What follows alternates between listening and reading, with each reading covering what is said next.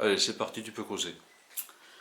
Donc, évidemment, le discours de Pétain nous avait vraiment abasourdis.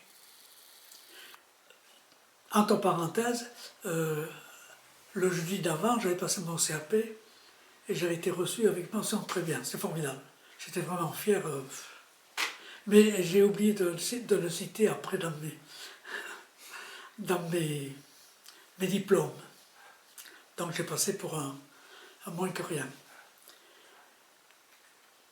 Le mardi, on était vraiment sous le choc.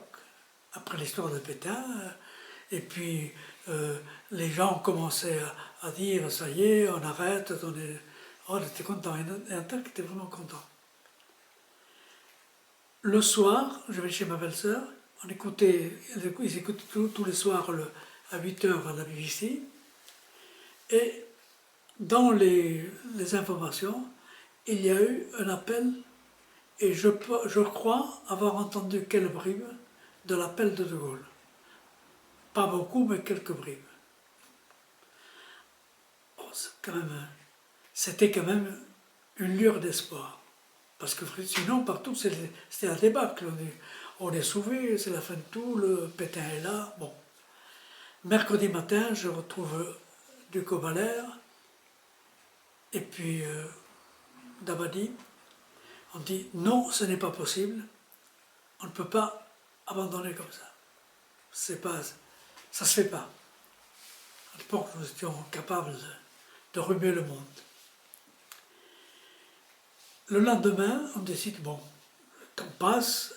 Le lendemain, des rumeurs, ou le soir même, des rumeurs, il y avait une réunion l'après-midi du jeudi 20 juin, salle Pétron, pour organiser des départs de France. Des départs où? De départ. Sac au dos, nous y allons. Au lieu d'arriver à la salle Pétron, on n'y arrive pas.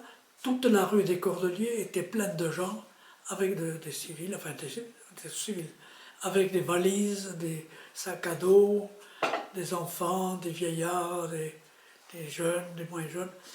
Voilà, tout le monde voulait partir. La réunion n'a pas eu lieu. J'ai appris plus tard qu'elle avait eu lieu sur sur le perron de la mairie de Pau, parce que Daniel Cordy l'avait organisé, était Cablo du Roi, il l'avait organisé, mais il n'avait pas été autorisé à rentrer à la mairie.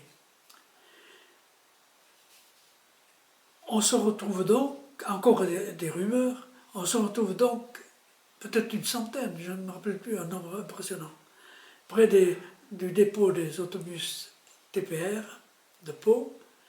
On voulait prendre des autobus, enfin avec leur chauffeur évidemment, pour être conduits à Bayonne pour embarquer. En fait de chauffeur d'autobus, on a eu l'arrivée d'une section du 18e d'infanterie, baïonne de canon, ça fait un drôle d'effet, et puis une mitrailleuse qui traînait, mon fils mitrailleur. Et puis on a reçu l'ordre de dégager. Devant la force, nous sommes inclinés. Et nous avons dégagé les lieux. Les heures passaient, c'était déjà le soir. Nous nous trouvons dans la ville de Pau avec deux jeunes gens qui venaient de la région de Nantes, qui étaient réfugiés à Pau et qui voulaient aussi partir. Nous sommes arrêtés par une voiture des policiers en civil. Que faites-vous dehors, votre carte d'identité? Bon, parce que la 5 comme colonne, c'est quelque chose qui existait à l'époque. On se méfiait de tout et de tous. Bon, on était rentrés chez vous, vous n'avez pas l'âge de sortir, etc. Et puis nous repartons au dépôt d'autobus. Évidemment, il n'y a plus de personne ou presque. Les quelques garçons qui étaient là ont dit voilà, demain matin à 7 h, il y a un autobus qui part vers Bayonne, mais on prend un billet puis on part.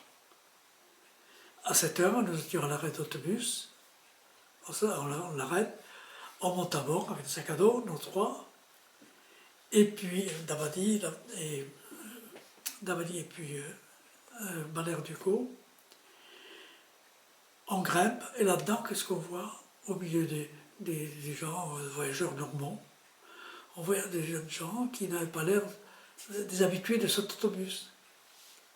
Et c'était évidemment des gens qui, comme nous, partaient à l'aventure. Le temps mettait 3 heures pour faire 120 km. Parce qu'évidemment, il faisait l'omnibus, il passait dans les petits villages, il faisait à Salis, etc. Il faisait de zigzag. Nous arrivons donc dans la matinée, fin de matinée, enfin vers 10 heures, à Bayonne. Là, une foule immense, les Boy Scouts s'occupaient de la circulation, il n'y avait pas de police, rien du tout. Et puis on retrouve le beau-père de Cordier, qui lui négociait le départ de son fils et des autres. Plus tard, j'ai appris que le père de Cordier négociait un départ, mais pas forcément vers l'Angleterre, surtout vers l'Afrique du Nord pour s'éloigner des combats. Mais il l'a su qu'après, le fils. On s'organise, on se retrouve une équipe de 17. Et brusquement, on forme une équipe. Les uns sont désignés pour aller acheter du ravitaillement, parce qu'à bord, on nous avertit, il n'y avait rien pour l'eau. Et puis les autres s'occupent des démarches pour approcher des bateaux. Et le père de Cordier, lui, se charge de toutes les démarches auprès du capitaine du bateau. Je me trouve au pied de l'échelle de coupée, prêt à monter. Je commençais à monter, je pense que j'étais à mi-chemin. Il a fallu faire demi-tour parce qu'une femme descendait. Oh là là, j'ai dit, pourvu que je puisse remonter. Ensuite, les capitaines nous voulaient en embarquer la moitié parce que les nationaux, les Français, n'avaient pas été corrects avec les nationaux belges. Justement, quand le roi des Belges avait déclaré capituler sans avertir les copains. Mais enfin, on y arrive et on grimpe à bord. À bord, donc, il y avait Huysmans, bourgmestre de Liège, mais qui était secrétaire général de la 3e Internationale socialiste. Donc, évidemment, je connaissais ce nom-là, puisque nous faisons partie de la 3e Internationale, de la 2e, pardon. La 3e, c'est les communistes. La 2e Internationale socialiste. Il y avait ces 2 filles. Et dont une a relevé nos noms, etc., tout le reste. Et puis, on nous a conduits à nos appartements, qui était la cale du cargo, plein de rapports de maïs. C'est là où nous avons pris nos quartiers. On s'est installé, évidemment, c'était confortable. Mais quand on mange de mer, évidemment, c'est...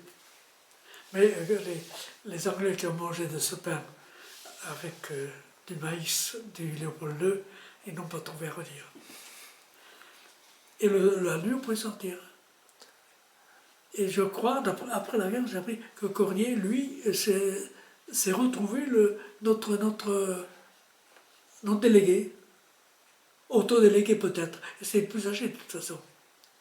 C'était le plus âgé, mais c'est lui qui... Donc il a eu accès au... Enfin, au commandant du bateau, et puis là, tout ça. À un moment donné, on est parti donc, vol au vent, et je vois, on part, on quitte les quais, ça va doucement, on descend la Douvre. Et avec le recul, j'apprends que le consul de Belgique a meuté la police de gendarmerie de Bayonne pour arrêter ce bateau.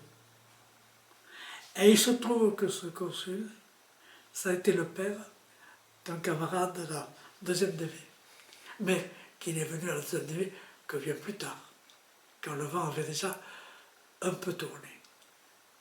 Stalingrad était passé par là, elle l'amène aussi. Et de seul coup, qu'est-ce que je vois? Le bateau s'éloigne, s'éloigne, s'éloigne. On voit la terre, elle, qui s'éloigne. Et je vois les plages toutes dorées, les plages du nord des Landes, du nord de Bayonne, Darnoz, etc. Au second, je vois ça. Et je réalise de seul coup que la décision que j'avais prise, c'était définitif. Et brutalement, j'ai compris que l'adolescence était terminée, qu'un homme était né.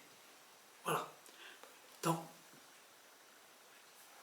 Très bien, bon, on arrête pour aujourd'hui. Alors c'est très très bien, je te remercie.